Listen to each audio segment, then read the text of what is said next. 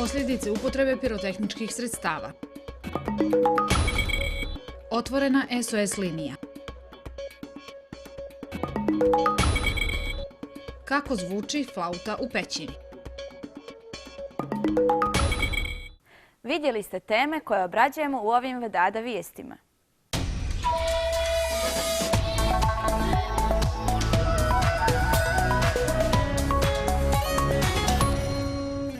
Vedada vijesti ne prenose informacije, već provjeravaju i upozoravaju.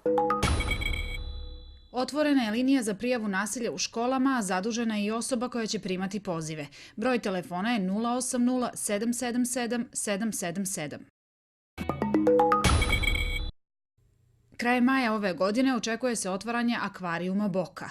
Nalazit će se u okviru Instituta za biologiju mora. Jedan od ciljeva akvarijuma je edukacija naših budućih posjetilaca o flori i fauni Jadranskog mora. Otvorena je zimska scena Barskog ljetopisa. Iz dječjeg segmenta odabrana su po 3 programa koja će biti realizovana sve do 23. aprila. Sve generacije uznemirile su fotografije posljedica korištenja pirotehničkih sredstava.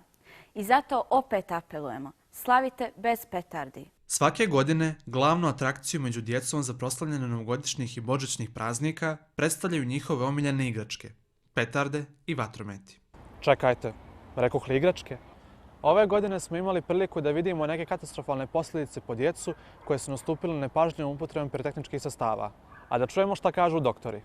Mogu vam reći da te povrede uopšte nisu male ni bezazlene. Nažalost, imamo maloljetnih pacijenata, imamo 3,5-godišnje dijete u Institutu za bolesti djece, imamo na klinici za ortopediju 4 takva pacijenta. Da dočaram našim uvaženim gledaocima da im još jednom najljubaznije zamolim posebno roditelje da vode računa kada su u pitanju ova sredstva, jeste da su dijelovi šake ili čak cijele šake u tim povredama amputirane. Dovoljan podatak, znači šta je jačina i snaga bila tih pirotehničkih sredstava ili eksplozivnih naprava i koji je invaliditet prouzrokovala. Po pravilu, zabranjeno je prodavati pirotehnička sredstva licima mlađim od 18 godina. Na kraju, otkud djeci hiljade i hiljade petardi i vatrometa koje čujemo tokom praznika? Naravno, roditelji su ti koji ih nabavljaju za svoju djecu i u potpunosti im dopuštaju da se služe njima kako žele. Nije samo ljudski život u opasnosti od upotrebe petardi i vatrometa. Životinje, a posebno psi, naročito su osjetljivi na jake zvuke eksplozije koje oni proizvode, što dovodi do stresa, a nažalost i do uginuća. Roditelji, molim vas da obratite više pažnje na svoju djecu kada upotrebljavaju pirotehnička sredstva. Neka vam ova priča bude nauk da sačuvate zdravlje djece i životinja sa kojima dijelimo životnu sredinu.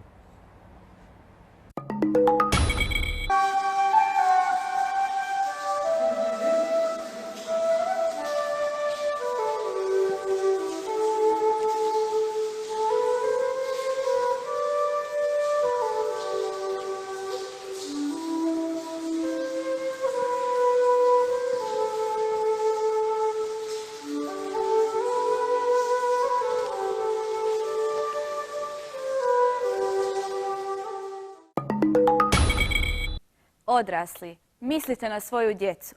Mi zaslužujemo zdravo i srećno djetinjstvo. Hvala na pažnji.